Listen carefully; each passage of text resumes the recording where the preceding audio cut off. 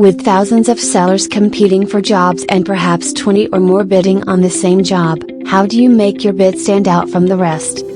The fact is that each buyer is as different as each seller is, so there really isn't a magic formula that works for every request.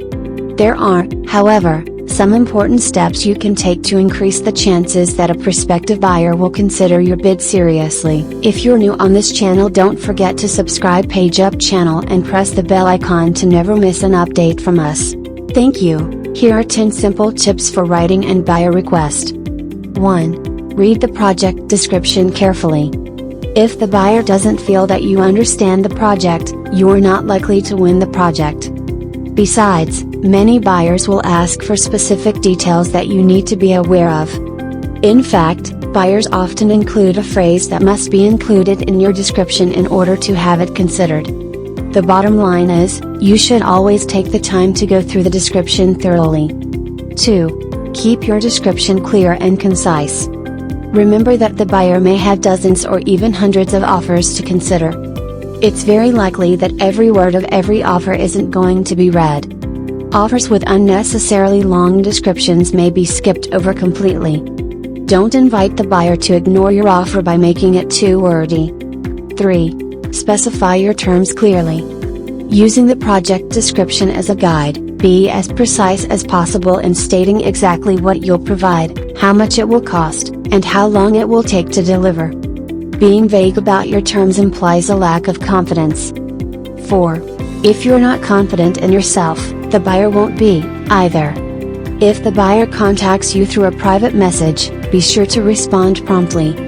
Most buyers award projects within the first 24 hours of posting, so make sure to keep yourself available for contact. 5. Stay in contact using Fiverr mobile apps. Install the Fiverr mobile app and stay in touch with buyers on the go. Also, discover new projects and get your offer in quicker on the best new projects. 6. Upload work samples on your gig.